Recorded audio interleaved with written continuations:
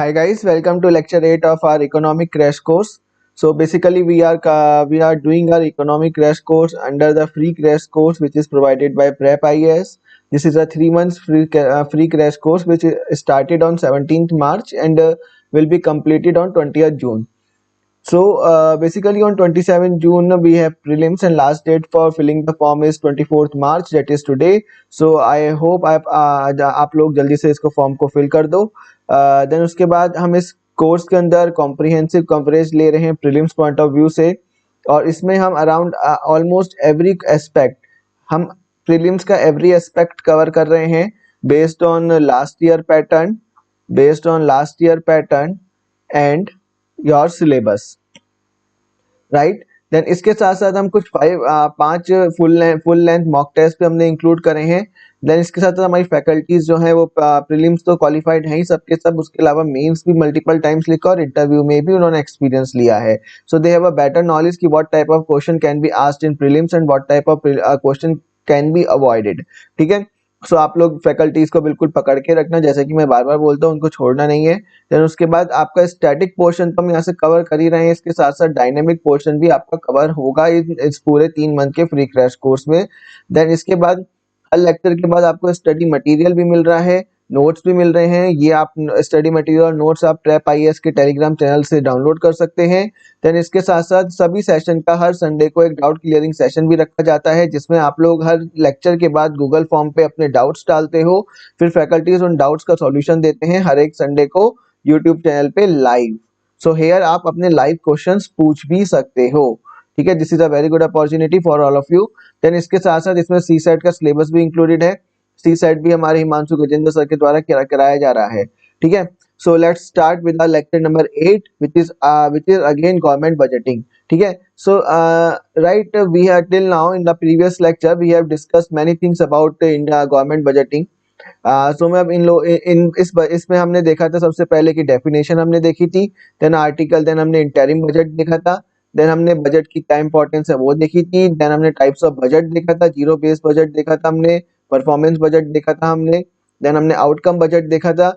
इसके बाद हमने कुछ बजटरी डेफिसिट्स देखे थे, जिसमें सबसे पहले हमने बजट डेफिसिट देखा था. देन हमने उसके बाद आपका फिस्कल डेफिसिट देखा था. ठीक है. देन फिस्कल डेफिसिट हमने कवर किया था. देन हमने इम्प्लीकेशंस देखे थे फिस्कल डेफिसिट हाई होने के या लो होने के, कि कैसे क्राउडिंग आउट इफेक्ट होता है और कैसे आपके इंटरेस्ट पेमेंट बढ़ने की वजह से डेवलपमेंट एक्सपेंडिचर कम हो जाता है. ठीक है. देन इसके बाद हमने देखा था प्राइमरी डेफिसिट देखा था. देन हमने इफेक्टिव रेवेन्यू डेफिसिट देखा था. ठीक है. ये सारे बेसिकली हमने पॉइंट्स देखे थे. ठीक है. देन आज हम सबसे इम्पोर्टेंट बात करने जा रहे हैं, आज हम यहाँ से स्टार्ट करेंगे स्ट्रक्चर ऑफ बजट. ये बहुत इंपॉर्टेंट है from prelims point of view, very important. In fact this is extremely important from prelims point of view. ठीक है. सो इसमें जब हमारा जो बजट होता है ना, जो बजट का स्ट्रक्चर होता है, उसके अंदर 2 चीजें होती हैं. पहला होता है हमारा रिसिप्ट्स, दूसरा होता है हमारा एक्सपेंडिचर. रिसिप्ट्स मतलब दैट इज कमिंग, यानी जो हमारे क्रेडिट हो रहा है, बेसिकली डेबिट गोस क्रेडिट कम्स. ठीक है. सो इसमें रिसिप्ट्स में होता है जो गवर्नमेंट के पास पैसा आ रहा है, एक्सपेंडिचर में जो गवर्नमेंट के पास से पैसा जा रहा है. ठीक है. रिसिप्ट्स मतलब होता है, जैसे कि मैंने आपको बताया था कि एनुअल फाइनेंशियल स्टेटमेंट क्या होता है, it is receipts plus your expenditure, right? So what are receipts? Receipts are income plus borrowings. So receipts can be divided into 2 categories, that is revenue receipt and another one is capital receipt. This is revenue receipt, मतलब revenue receipt is a kind of income basically, मतलब जो revenue government receive कर रही है. तो मैंने आप लोगों से प्रीवियस लेक्चर में क्वेश्चन पूछा था कि इनकम एंड रिसिप्ट्स में डिफरेंस क्या है. ठीक है. इनकम एंड रिसिप्ट्स में क्या डिफरेंस है, सभी लोगों का अभी तक आप लोग जिन्होंने जवाब नहीं दिया, आप लोग उसमें कमेंट कर दो. बेसिकली मैं आप लोगों को बता देता हूं कि इनकम रिसिप्ट्स का सिर्फ एक पार्ट है और रिसिप्ट्स एक बड़ा टर्म है जिसके अंदर इनकम भी आती है, जिसके अंदर बोरोइंग्स भी आती हैं, वाइल इनकम के अंदर बोरोइंग्स नहीं आती हैं. इसलिए हम हमेशा रिसिप्ट्स कंसीडर करते हैं इंस्टेड ऑफ इनकम. ठीक है. डिफरेंस समझ में आ गया कि रिसिप्ट्स एक बड़ा अम्ब्रेला टर्म है, इसके अंदर दो चीजें आती हैं, that is income and borrowings. ठीक है, एक्सपेंडिचर अभी हम बात करेंगे। इसमें जब रिसिप्ट्स की हम बात करेंगे, रिसिप्ट्स में it is first is revenue receipt, another one is your capital receipt. Revenue receipt is a kind of income, ये एक तरह का आय होती है सरकार की। इसको दो भाग में हम विभाजित करेंगे, मतलब इसके दो पार्ट्स हम करेंगे। First is your tax revenue, another one is your non tax revenue. Under tax revenue सबसे बड़ी चीज जो आती है वो आती है हमारी CIT. CIT is corporate income tax, another one is personal income tax जो हम देते हैं, excise duties, customs, service tax and other tax. Other tax जैसे कि आपके हो गए STT, security and transaction tax etcetera. ठीक है, सो टैक्स रेवेन्यू क्या हो गया आपका, मतलब जो टैक्स के थ्रू गवर्नमेंट के पास पैसा आ रहा है, date is corporate income tax, personal income tax, excise, customs, service tax, other tax जैसे कि आपका सिक्योरिटी एंड ट्रांजैक्शन टैक्स। ठीक है, आप लोगों का यहाँ पे होमवर्क है, आप लोगों का यहाँ पे होमवर्क है, आप बजट देखना और उसमें फिर इनको टैक्स रेवेन्यू को इंक्रीजिंग ऑर्डर में, बढ़ते क्रम में अरेंज करना है। ठीक है, this is the fastest finger round for you guys, जो जल्दी करेगा वो जीत जाएगा। ठीक है, टैक्स रेवेन्यू को इंक्रीजिंग ऑर्डर में अरेंज करना है कि इनमें सबसे ज्यादा क्या है, सबसे कम क्या है। ये आप लोगों के लिए होमवर्क है, मैं इसका आंसर कमेंट में आप लोगों को लिख दूंगा। ठीक है, पर पहले आप लोग लिखो इसको। ठीक है, ये यहाँ पे मैं पहले जब मैं लिख रहा था तो मैं सोच रहा था कि यहाँ पे मेंशन कर देता हूँ कौन सा कितना परसेंट है, बट मैंने सोचा कि आप लोगों को थोड़ा सा काम दिया जाए। ठीक है, तो आप इनसे टैक्स रेवेन्यू को इंक्रीजिंग ऑर्डर में अरेंज करना, क्योंकि ये क्वेश्चन भी यूपीएससी 2016 में पूछा गया था। इसके साथ साथ ये 2012 में भी पूछा गया था, यानी आपके स्टेट सर्विसेज में भी पूछा जाता है। ठीक है, इंपॉर्टेंट है, सब लोग इसको अपडेट कर लेना। Then comes your non tax revenue, मतलब वो रेवेन्यू जो टैक्स के अलावा दूसरे सोर्सेज से सरकार के पास आता है। जैसे कि फॉर एग्जांपल आपका है सबसे पहले प्रॉफिट ऑफ पीएसयूज, मतलब पीएसयूज का प्रॉफिट। देन कम्स योर, मतलब पीएसयूज से प्रॉफिट आ रहा है ना, वो सब चीजें। Then profit from the economic services, जैसे कि पोस्ट ऑफिसेज, रेलवेज एसेट्रा, जो इन सब से प्रॉफिट आ रहा है। Then profit from your social services, जैसे कि हॉस्पिटल्स, स्कूल्स एसेट्रा। इसके अलावा इंटरेस्ट पेमेंट जो सरकार को सेंटर गवर्नमेंट ने जो स्टेट्स को लोन दिया था, ठीक है, उस पे जो अब इंटरेस्ट पेमेंट आ रहा है ना, उस पे जो अब इंटरेस्ट पेमेंट आ रहा है, उस पे जो इंटरेस्ट पेमेंट आ रहा है वो आपका नॉन टैक्स रेवेन्यू का पार्ट होगा। देन इसके साथ साथ fee and fines, gifts and grants, donations, escheat. ठीक है, ये मैंने आपको बताया था, इसको क्या बोलते हैं हम लोग, इसको बोलते हैं हम ट्रांसफर पेमेंट। क्या बोलते हैं हम इसको, ट्रांसफर पेमेंट बोलते हैं। ठीक है, देन दोबारा रिपीट कर रहा हूँ, नॉन टैक्स रेवेन्यू में आपका interest payments mainly from states, जो कि ये जो मेन कैटेगरी है इंटरेस्ट पेमेंट्स की वो स्टेट से आती है। स्टेट को जो सेंटर ने लोन दिया उस पे वो लोग इंटरेस्ट पे करते हैं। देन फीस एंड फाइन्स मतलब फी हो गया आपका, जैसे पासपोर्ट फीस, ठीक है, एक्सेट्रा। फाइन्स वगैरह जो भी आपके लगते हैं, फाइन्स वगैरह जो भी आप देखते हो, जैसे चालान वगैरह। ठीक है, ये सब आपका आ गया इसके अंदर। Then gift, grants, donations, transfer payments, जिसमें रिटर्न ऑब्लिगेशन नहीं होती है। Then comes your escheat is taking over the unclaimed property.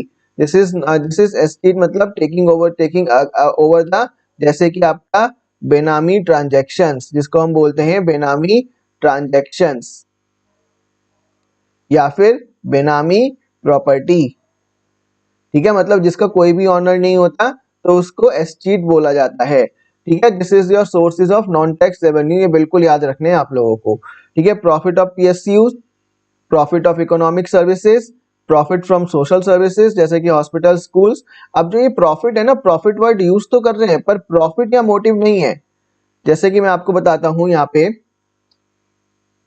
तो आपका ये है ना, प्रॉफिट फ्रॉम इकोनॉमिक सर्विसेज, ठीक है।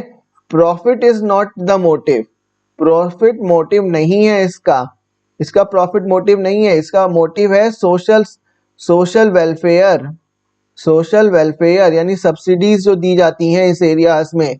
जैसे कि मैं एग्जांपल बात करता हूं, जो रेलवे का जो रेलवे का ऑपरेटिंग एक्सपेंडिचर है, क्या है, ऑपरेटिंग एक्सपेंडिचर, वो है 98%। मतलब 100 रुपए कमाने के लिए 98 रुपीज खर्च करने पड़ रहे हैं रेलवे को।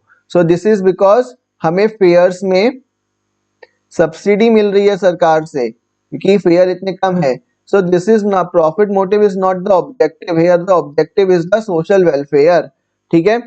So it is profit, but budget में इसको प्रॉफिट फ्रॉम इकोनॉमिक सर्विसेज जैसे कि पोस्ट ऑफिस, रेलवे एक्सेट्रा बोला जाता है। Then comes the profit from social services, जैसे कि जो गवर्नमेंट हॉस्पिटल्स होते हैं, गवर्नमेंट स्कूल्स होते हैं, वहां से जो भी आता है, ठीक है। देन टैक्स रेवेन्यू हमने देख लिया, CIT, PIT, excise, custom, service tax, other taxes. Here your homework is, budget में जो हमने टैक्स रेवेन्यू आता है उसको आपको इंक्रीजिंग ऑर्डर में अरेंज करना है, मतलब कौन सा सबसे ज्यादा है इनमें से, ठीक है। ये एक पूरा पाई चार्ट की तरह आता है, जब आप पाई चार्ट देखोगे तो पाई चार्ट में आपको दिख जाएगा कौन सा टैक्स सबसे ज्यादा कहाँ से आ रहा है, ठीक है। Then come your capital receipts. जब हम कैपिटल रिसिप्ट की बात करेंगे ना, तो कैपिटल रिसिप्ट्स में दो कैटेगरीज आती हैं। सबसे पहला आता है assets and liabilities. Assets basically होता है, what is assets, asset is something that is your wealth, मतलब जो आपके लिए प्रॉफिट क्रिएटिंग है, मतलब जो प्रॉफिट क्रिएट करती है आपके लिए। तो वेल्थ क्या होता है, wealth is nothing but the collection of assets is wealth, ठीक है। तो जो भी डिसइन्वेस्टमेंट प्रोसीड्स होते हैं, मतलब जो भी डिसइन्वेस्टमेंट किया जा रहा है, पीएसयूज को प्राइवेटाइज किया जा रहा है या फिर एयर इंडिया को प्राइवेटाइज किया जा रहा है, तो उससे जो भी पैसा आएगा वो कैपिटल रिसिप्ट बनेगा। देन सेल ऑफ एसेट्स, मतलब जो आपके भी जो भी सरकारी जमीन है या सरकारी कंपनीज हैं या सरकारी जितना भी रिसोर्स है, जब उनको हम सेल करते हैं तो उससे जो भी रेवेन्यू आता है that comes under the capital receipts, ठीक है। Then comes your recovery of loans, जो भी हम लोन्स के द्वारा रिकवरी करते हैं ना, जैसे बैंक्स के द्वारा होती है रिकवरी, ठीक है। ये आपका कैपिटल रिसिप्ट्स पे जाता है। जैसे एसबीआई कोई भी कैपिटल लोन की रिकवरीज वगैरह कर रही है या जो लोन उनको वापस आ रहे हैं, वो सब आपका कैपिटल रिसिप्ट्स में जाएगा, ठीक है। Then comes your liabilities. Liabilities basically क्या होता है, जो कैपिटल रिसिप्ट्स होते हैं ना, उनसे एसेट्स हमेशा कम होते हैं। आप देखना एसेट्स कम होंगे और लाइबिलिटीज बढ़ेंगी। डिसइन्वेस्टमेंट प्रोसीड्स मतलब एसेट्स कम हो रहे हैं, सेल ऑफ एसेट्स में भी एसेट्स कम हो रहे हैं। लाइबिलिटीज में देखो बोरोइंग्स में आपके एसेट्स बढ़ रहे हैं, सॉरी लाइबिलिटीज बढ़ रही है। जब हम बोरोइंग्स की बात करेंगे, बोरोइंग्स के दो पार्ट रहेंगे, internal borrowings and the external borrowings. जो इंटरनल बोरोइंग्स हैं वो लगभग हमारी 90% है, जो एक्सटर्नल बोरोइंग्स है वो 10% है, ठीक है। इंटरनल बोरोइंग्स हम तीन सोर्स से गवर्नमेंट करती थी, आरबीआई से, जनरल पब्लिक से, बैंक्स एंड फाइनेंशियल इंस्टीट्यूशन से। सबसे ज्यादा हमारा यहाँ से है, देन हमारा यहाँ से है। अब ये आरबीआई वाला जो मैंने आपको बताया था डेफिसिट फाइनेंसिंग वाला, डेफिसिट फाइनेंसिंग जिसे बोलते हैं, अब ये खत्म हो चुका है। इससे प्रीवियस लेक्चर में मैंने आपको बताया था एडहॉक ट्रेजरी बिल्स, ठीक है। अब वो खत्म हो गया है सिस्टम, तो अब आरबीआई से बोरो नहीं किया जाता है। देन अब जो भी अब से होता है आरबीआई और सेंट्रल गवर्नमेंट के बीच में, वो डब्ल्यूएमए से होता है, that is ways and means advances. ये हम प्रीवियस लेक्चर में देख चुके हैं, वेज एंड मीन्स एडवांसेस, ठीक है। Then comes your external borrowings. External borrowings 10% होती हैं। इसमें हम बायलेटरल और मल्टीलेटरल की बात करेंगे। अब जो मल्टीलेटरल बोरोइंग्स होती है ना, वो जैसे बायलेटरल मतलब हमने किसी दूसरी कंट्री से हमें बोरोइंग ली है, लाइक यूएसए से ले ली या फिर हमने अमेरिका से ले ली, ठीक है।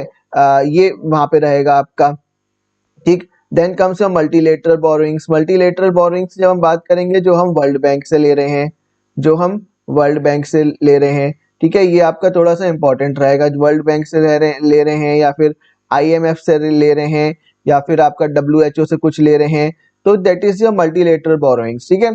समझ में आ गया। या फिर एशियन बैंक से ले रहे हैं, आप एशियन बैंक से ले रहे हो या फिर न्यू डेवलपमेंट बैंक से ले रहे हो आप लोग, एनडीबी से ले रहे हैं, मतलब उन सभी इंस्टीट्यूशंस में जहाँ पे मल्टीपल मेंबर्स हैं उन इंस्टीट्यूशन का पार्ट, वो होगा आपका मल्टीलेटरल बोरोइंग्स। ठीक है, तो जो हमारी एक्सटर्नल बोरोइंग्स है वो 10% है और जो आपकी इंटरनल बोरोइंग्स है वो 90% है।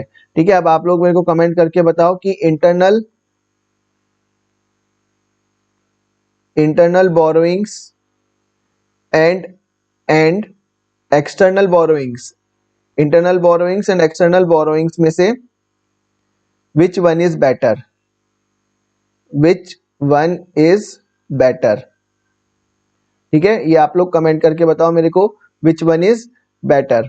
ठीक है, तो यहाँ से डेफिसिट फाइनेंसिंग मैंने बताया आपको हट चुकी है। ठीक है, देन कम्स योर एक्सपेंडिचर, जो ये वाला एक्सपेंडिचर वाला पोर्शन है ये मैंने आपको अगले पेज में बना के दिया है अलग से। दैट इज एक्सपेंडिचर में हम दो पार्ट पढ़ेंगे, first is your revenue expenditure, second is your capital expenditure. ठीक है, रेवेन्यू एक्सपेंडिचर में आपका कैटेगरी आती है इंटरेस्ट पेमेंट्स, जो भी सेंट्रल गवर्नमेंट ने लोन लिया है उस पर जो भी इंटरेस्ट पेमेंट हो रहा है वो आपका रेवेन्यू एक्सपेंडिचर कैटेगरी में आएगा। ठीक है, देन कम्स योर सब्सिडीज, जो भी सरकार सब्सिडी दे रही है, लाइक जैसे कि आपका हो गया एलपीजी सब्सिडी हो गया, या फिर आपका ये अंत्योदय योजना के तहत जो फूड ग्रेन्स मिलते हैं। ठीक है, पब्लिक डिस्ट्रीब्यूशन सिस्टम के अंदर, इसे टारगेटेड पब्लिक डिस्ट्रीब्यूशन सिस्टम बोलते हैं अब। Then comes your defence expenditure. ठीक है, डिफेंस एक्सपेंडिचर रेवेन्यू एक्सपेंडिचर का टोटल 2/3 है और कैपिटल एक्सपेंडिचर का 1/3 है। ठीक है, थोड़ा सा डेटा आप लोग बिल्कुल याद रखना। Then comes your expenditure on civil administration like police etcetera, police वगैरह पे जो खर्चा होता है, पुलिस की गाड़ी में, पुलिस के पेट्रोल में, और जो भी उनके इन्वेस्टिगेशन एक्सपेंडिचर्स वगैरह होता है। Then expenditure on general administration, that is their day to day activities पे जो भी एक्सपेंडिचर होता है, जैसे कि आपका बिल्डिंग का रेंट हो गया, या एसी या बिजली वगैरह का जो रेंट हो गया, बिजली वगैरह का बिल हो गया, वो सब इसके अंदर आता है। Then salary and pension of government employees, then gifts grants जिसको हम बोलते हैं transfer payments, then the social services जैसे कि पेंशन्स वगैरह हो गए, ये सब आपका आता है रेवेन्यू एक्सपेंडिचर में। जब मैंने रेवेन्यू एक्सपेंडिचर आपको बताया था कि रेवेन्यू एक्सपेंडिचर जो होता है वो नॉन डेवलपमेंटल होता है,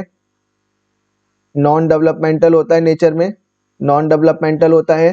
ठीक है, रेवेन्यू एक्सपेंडिचर जो होता है वो आपका नॉन डेवलपमेंटल होता है, याद रखना, इसको रिड्यूस करना है, इसको जीरो लाने की बात कही गई है कि इसको 0% लेके आओ, बट अभी भी ये 1.9% के आसपास है, date is way too high. हमने लास्ट लेक्चर में हमने डिस्कस किया था जब हमने रेवेन्यू डेफिसिट पढ़ा था। रेवेन्यू डेफिसिट क्या पढ़ा था हमने? Revenue expenditure minus revenue receipts. ठीक है, इधर revenue expenditure is more than revenue receipts, right. Then comes your capital expenditure here, assets. Capital expenditure जो होता है ना, इससे एसेट्स बढ़ते हैं और लाइबिलिटीज कम होती हैं, जबकि जो हमने यहाँ पे देखा था, ये कहा गया आपका कैपिटल रिसिप्ट्स की जब हमने बात करी थी, कैपिटल रिसिप्ट्स में हमने देखा था कि एसेट्स कम होते हैं और लाइबिलिटीज बढ़ती हैं कैपिटल रिसिप्ट से। ठीक है, ये थोड़ा सा याद रखना, कैपिटल रिसिप्ट से एसेट्स कम होते हैं, लाइबिलिटीज बढ़ती है, और हेयर कैपिटल एक्सपेंडिचर से एसेट्स बढ़ते हैं और लाइबिलिटीज कम होती है। खुद सोच के देख लो, जब हम यहाँ पे नेशनलाइजेशन ऑफ बैंक कर रहे हैं, यानी गवर्नमेंट का जो प्राइवेट बैंक्स हैं, जो प्राइवेट बैंक है उनको गवर्नमेंट बैंक्स बना रहे हैं, तो गवर्नमेंट का एसेट्स तो बढ़ रहे हैं ना यहाँ पे। ठीक है, then provision of loans and advances. ठीक है, provision of loans and advances, क्योंकि यहाँ से उनको इंटरेस्ट रिसीव हो रहा है, यहाँ से उनको इंटरेस्ट रिसीव हो रहा है।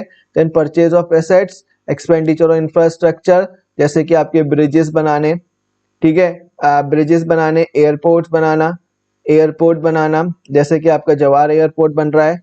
जवाहर एयरपोर्ट कहाँ बन रहा है बताओ आप लोग कमेंट करके। ठीक है, ये जवाहर एयरपोर्ट कहाँ बना है आप लोग बताओ। दूसरा हमारा 100th एयरपोर्ट कौन, ये आप, अच्छा यहाँ पे आप लोग देख लो कि हमारा जवाहर एयरपोर्ट कहाँ बन रहा है, ये लोग आप कमेंट करके बताओ, जवाहर एयरपोर्ट। और दूसरा कि हमारा 100th एयरपोर्ट कहाँ बना है वो बताओ आप लोग कमेंट करके। ठीक है, then comes your liabilities. Liabilities हमारी कम होती हैं कैपिटल एक्सपेंडिचर से, like repayment of loans. Repayment of loans comes under the liability, यानी लाइबिलिटीज हमारा कम हो रहा है। ठीक है, तो कैपिटल एक्सपेंड, दुबई से रिसिप्ट बता रहा हूँ, कैपिटल रिसिप्ट्स में आपका एसेट्स कम होते हैं और लाइबिलिटीज बढ़ती हैं, जबकि आपकी कैपिटल एक्सपेंडिचर में आपका एसेट्स बढ़ते हैं और लाइबिलिटीज कम होती हैं। ठीक है, दुबई आप लोग, आई होप आप लोगों ने ये साथ के साथ बना लिया होगा। ठीक है, स्ट्रक्चर ऑफ बजट में हमने बजट में देखा रिसिप्ट्स और एक्सपेंडिचर देखा। रिसिप्ट्स में हमने देखा इनकम प्लस बोरोइंग्स हमने देखी। इनकम प्लस रिसिप्ट्स होती है इनकम प्लस बोरोइंग, मैंने आप लोगों को बताया था इनकम और रिसिप्ट में डिफरेंस क्या है, इनकम और रिसिप्ट की जगह हम इनकम क्यों नहीं यूज करते हैं। देन हमने यहाँ देखा revenue receipt and capital receipt. Revenue receipt के अंदर हमने देखा tax revenue and non tax revenue. Capital receipt के अंदर हमने देखा assets and liabilities.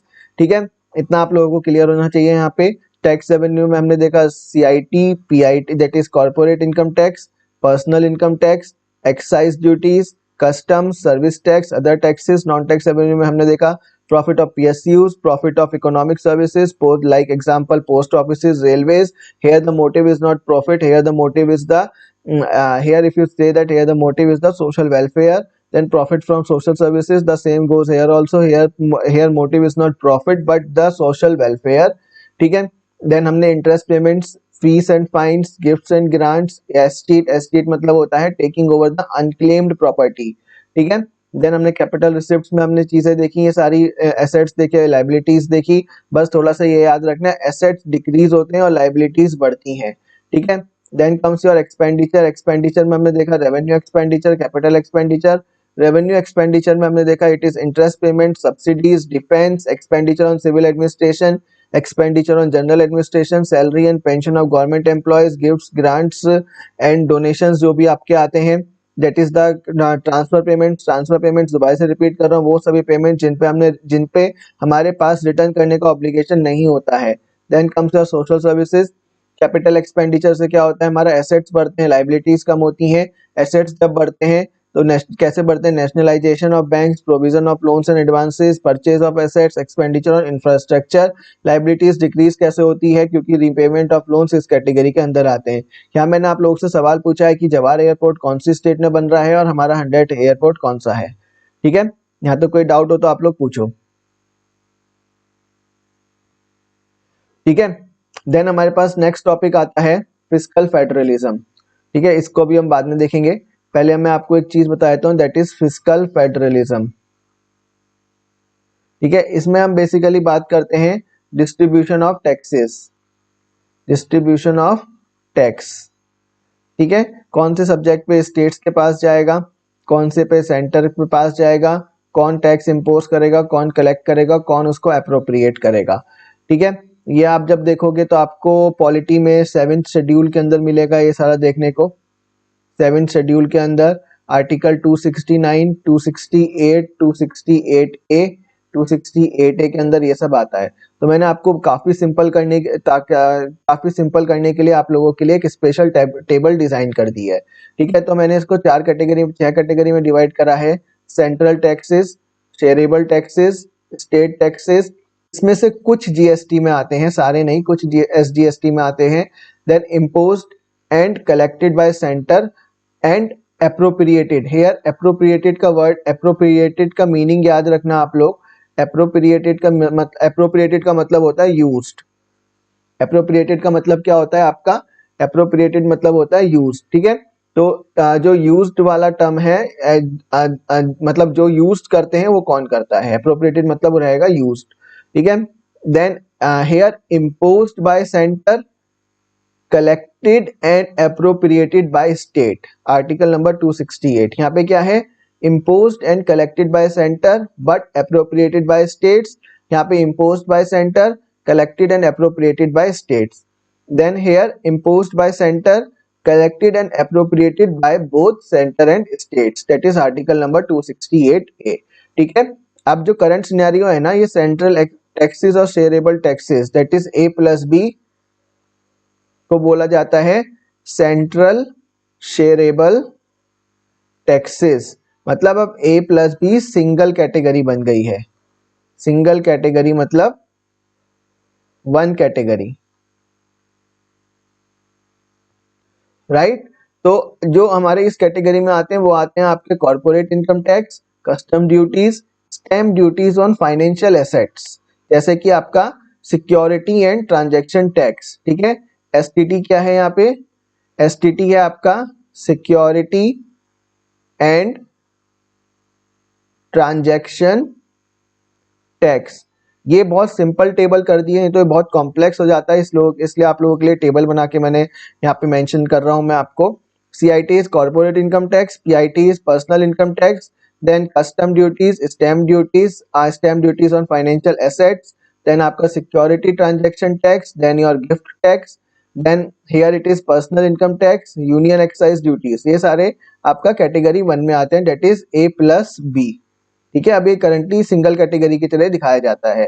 Then state taxes में आपका जो भी आपके टैक्स लग रहे हैं लिक्वर और नारकोटिक्स पे, लिक्वर एंड नारकोटिक्स पे, आप लोगों के लिए यहाँ पे क्वेश्चन है, यहाँ पे आप लोगों के लिए क्वेश्चन है कि रिसेंटली विच स्टेट और UT government has decided to privatise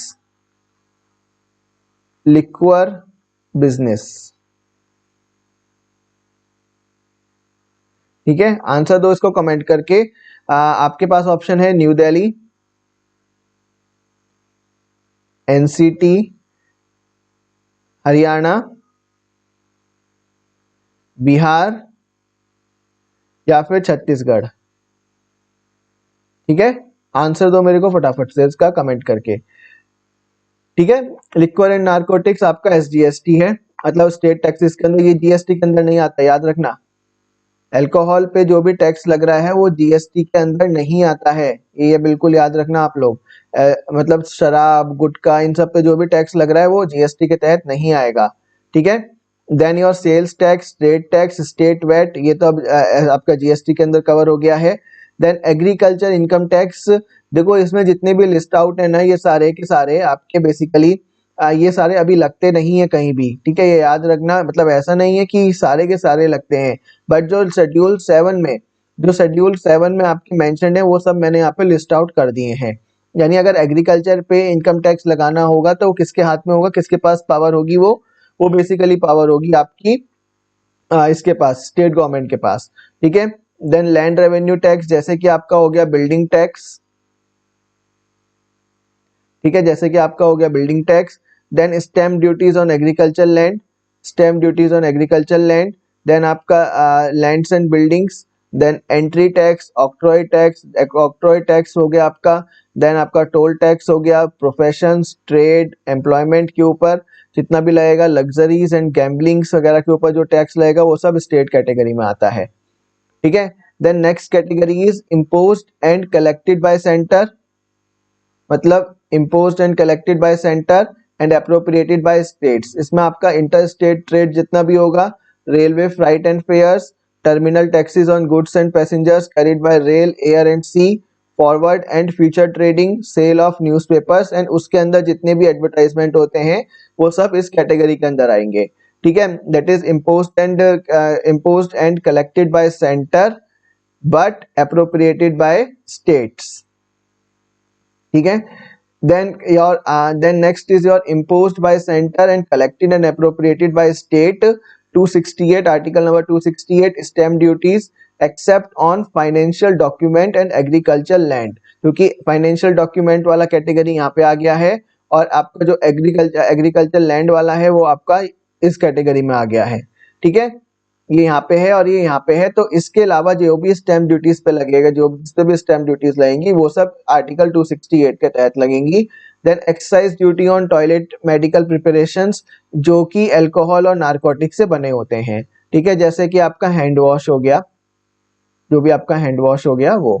ठीक है, या जैसे कि आपका हैंड वॉश हो गया। Then comes your service tax. Service tax की जब हम बात करेंगे तो सर्विस टैक्स आपका इकलौता ऐसी कैटेगरी है जो आर्टिकल 268 के तहत कवर होता है, that is imposed by centre and collected and appropriated by both centre and states, by both centre and states.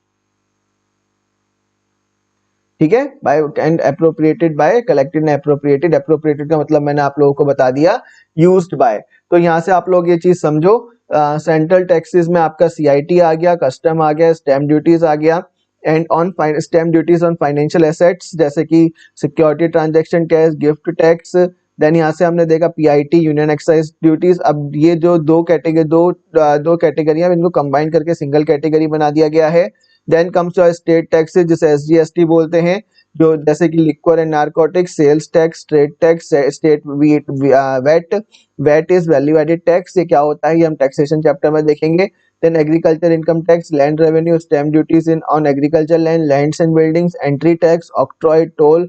ठीक है, ये सब इस कैटेगरी में आ गया। ये याद रखना, फिस्कल फेडरलिज्म हमेशा से इंपॉर्टेंट टॉपिक रहा है प्रीलिम्स पॉइंट ऑफ व्यू से।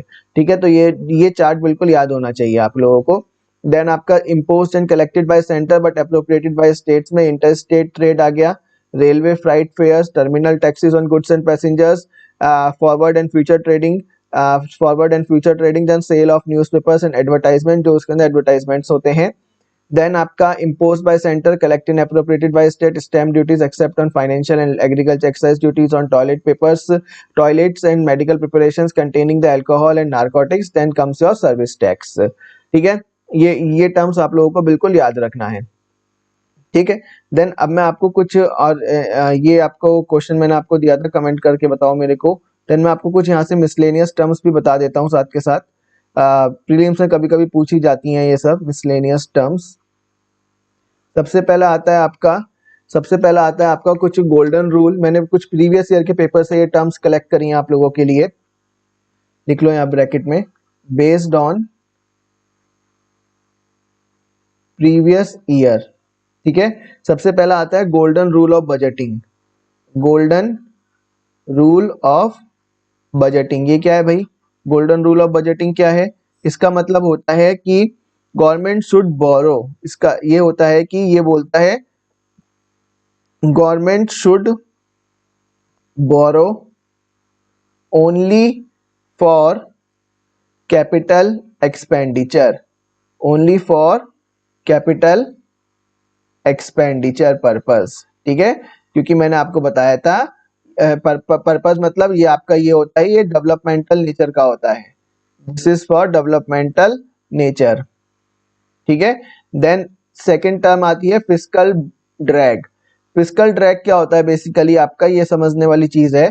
फिस्कल ड्रैग मतलब होता है कि it is the tendency of fiscal policy to automatically reduce economic growth. इसका मतलब क्या है? It is the tendency of fiscal policy, मतलब फिस्कल पॉलिसी मतलब टैक्स वगैरह, ठीक है, tax etcetera, to reduce economic growth during booms, मतलब बिजनेस साइकिल्स मतलब जब बिजनेस साइकिल आपकी ऊपर की तरफ जा रही हो। मतलब बिजनेस साइकिल क्या होती है आपकी? This is then this period is your boom period, ठीक है, this is your recession, right, this is your recession, this period is your boom period again, and this period is your recovery period। ठीक है, ये आपका recovery period है, top पे जाके boom period आ जाता है, देन अगेन रिसेशन। ठीक है, तो जब ये वाला फेस होता है ना, यहाँ इंपॉर्टेंट होता है कि इस टाइम जो इकोनॉमिक ग्रोथ हो रही है ना, इसको कंट्रोल करना है, इसको रिड्यूस करना है, क्योंकि अगर अगली चीज आएगी रिसेशन। ठीक है, ताकि उस रिसेशन में अगर इकोनॉमिक ग्रोथ काफी ज्यादा हाई हो गई होगी इस टाइम पे, तो यहाँ पे उतना ही ज्यादा फर्क पड़ेगा। तो इसलिए हमें इकोनॉमिक ग्रोथ को कंट्रोल करना होता है। इसके लिए क्या करते हैं? ऐसी हमारी फिस्कल पॉलिसी इस तरह से होती है। फिस्कल पॉलिसी में हम लोग कौन सा टैक्स यूज करते हैं? प्रोग्रेसिव टैक्स यूज करते हैं। प्रोग्रेसिव टैक्स मतलब जैसे जैसे इनकम बढ़ेगी, जैसे जैसे इनकम इंक्रीज होगी, वैसे वैसे आपका टैक्स इंक्रीज होगा। अब बूम के टाइम पे क्या होता है? इनकम इंक्रीज होती है, आपकी इनकम इंक्रीज होती है तो टैक्स इंक्रीज हो जाएगा, टैक्स इंक्रीज हो जाएगा, अल्टीमेटली डिस्पोजेबल इनकम रिड्यूस हो जाएगी, यानी डिमांड रिड्यूस हो जाएगी। तो इससे क्या होगा? हमारा इकोनॉमिक ग्रोथ कंट्रोल में आ जाएगा, इकोनॉमिक ग्रोथ हमारा कंट्रोल में आ जाएगा। ठीक है, यानी कंट्रोल में आने का मतलब ज्यादा सस्टेनेबल हो जाएगा। सस्टेनेबल मतलब सतत, सस्टेनेबल मतलब सतत, ठीक है, ज्यादा सतत हो जाएगा, ठीक है। ये चीज आप लोग थोड़ा सा याद रखना, that is nothing but your business cycle, this is your business cycle, ठीक है। ये टर्म्स आप लोगों को याद रखना है। देन इसके बाद एक दूसरी टर्म आती है plan and non plan expenditure. Plan expenditure होता है, ये अब तो रिमूव हो गया है, ये रिमूव हो गया है on the recommendation of C Rangarajan committee, C Rangarajan committee के बेसिस पे इसको रिमूव कर दिया गया है। इसमें बेसिकली प्लान एक्सपेंडिचर में जो हमारे 5 ईयर प्लान्स आते थे ना पहले, उन 5 ईयर प्लान्स की में जो स्कीम्स या जो पॉलिसीज थी, ठीक है, 5 ईयर स्कीम्स में जो प्लान्स एंड पॉलिसीज थी उसके ऊपर जितने भी एक्सपेंडिचर हो रहे थे that will be considered under plan expenditure. While non plan expenditure में आएगा आपका जो भी सैलरीज, पेंशंस, जो भी उस प्लान के अंदर मेंशन नहीं है, ठीक है। Then your defence expenditure etcetera, मतलब major category of revenue expenditure, revenue expenditure की जो मेजर कैटेगरी है वो आपकी नॉन प्लान एक्सपेंडिचर के तहत आएगी, ठीक है। तो अब इसको हटाने के लिए क्यों कहा गया, इसको हटाने के लिए इसलिए कहा गया क्योंकि ये प्लान और नॉन प्लान एक्सपेंडिचर का ना कोई क्राइटेरिया फिक्स नहीं था, मतलब कोई भी क्राइटेरिया फिक्स नहीं था, मतलब कौन सा एक्सपेंडिचर प्लान में आएगा और कौन सा नॉन प्लान में आएगा। देन इस टर्म्स को इस नॉन मतलब इस पूरे एक्सपेंडिचर को घटाने के लिए, इस पूरे एक्सपेंडिचर को घटाने के लिए गवर्नमेंट प्लान्ड एक्सपेंडिचर को कम कर पा रही, प्लान्ड एक्सपेंडिचर को कम करके दिखाती थी। यानी इसका मतलब क्या है, जो हमारा डेवलपमेंटल एक्सपेंडिचर है वो कम हो जाता था गवर्नमेंट के द्वारा, ठीक है। तो इसलिए इसको सी रंगाराजन कमेटी ने बोला, ये वही पॉइंट है जो हमने पीछे देखा था अभी, ठीक है, जब हमने इफेक्टिव रेवेन्यू डेफिसिट की बात की थी कि गवर्नमेंट के पास नॉन प्लान एक्सपेंडिचर तो गवर्नमेंट कम कर नहीं सकती है क्योंकि तो सैलरीज, पेंशन, डिफेंस ये तो फिक्स है।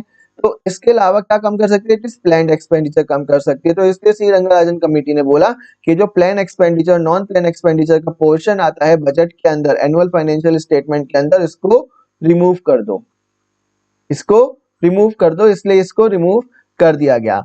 आई होप ये आप लोगों को क्लियर है, ठीक है। अभी मैं आपको 2 क्वेश्चन दे रहा हूं, आप लोग इसके मेरे को जवाब देना। ये अभी रिसेंटली कहीं किसी एग्जाम में पूछे गए थे। एक तो आपका एक्सपेंडिचर मैनेजमेंट कमीशन, क्वेश्चन है आप लोगों का, एक्सपेंडिचर मैनेजमेंट कमीशन चेयरमैन कौन था, चेयरमैन, ठीक है। सेकंड है आपका कमिटी टू रिव्यू FRBM, इसका चेयरमैन कौन है, ठीक है। देन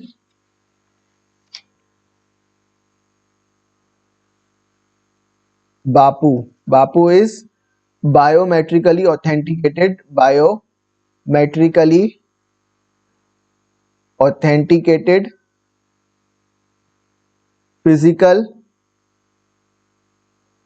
फिजिकल अपटेक, ठीक है। ये बताओ ये क्या है, इसके बेसिस पे कौन सा सॉफ्टवेयर लॉन्च किया गया है, विच software is launched on this basis, ठीक है। देन आप बताओ मेरे को 15th फाइनेंस कमीशन का चेयरमैन कौन है, ठीक है। देन आपका नेक्स्ट आता है आपका, हाँ, next question is parameters to decide special category states, किन बेसिस पे आपका स्पेशल कैटेगरी स्टेट्स का निर्वाचन होता है, किस बेसिस पे आपकी स्पेशल कैटेगरी स्टेट्स को सेलेक्ट किया जाता है, ठीक है। ये सब क्वेश्चन है, घबराना नहीं कि कहां से आंसर मिलेंगे, आपको पता है तो गुड, नहीं पता अगर तो जो नोट्स अपलोड होंगे लेक्चर के बाद उसमें आपको ये सब चीजें मिल जाएंगी, ठीक है। सो आप तो ये हमारा टॉपिक गवर्नमेंट बजटिंग यहाँ पे खत्म होता है, गवर्नमेंट बजटिंग यहाँ पे फिनिश हो रहा है आपका। ठीक है, तो आप लोग यहाँ से अब आगे कोई भी डाउट होगा उसको गूगल फॉर्म पे डाल देना। ठीक है, संडे को हम डाउट्स पे डिस्कशन करेंगे। अगेन मैं रिपीट कर रहा हूँ, जो हमारे बिगनर्स हैं, बिगनर्स से बिल्कुल डरना नहीं है। अगर आपको बेसिक से मतलब थोड़ा सा और डीप में इन सब चीज़ों को समझना है तो गूगल फॉर्म में अपने डाउट्स डाल दो, संडे को मैं इनको थोड़ा सा और डीप में आपको समझा दूंगा। ठीक है, ये चार्ट आई होप आप लोगों ने बना लिया होगा। अगर नहीं बनाया है तो आप लोगों को नोट्स में ये मिल जाएगा, मैं नोट्स में बना दूंगा इस चार्ट को। ठीक है, तो आप लोग अच्छे से पढ़ो और अपना प्रीलिम्स की तैयारी करो। जिन्होंने फॉर्म नहीं भरा वो फॉर्म भर देना, 24 मार्च इस फॉर्म की लास्ट डेट है। Thank you.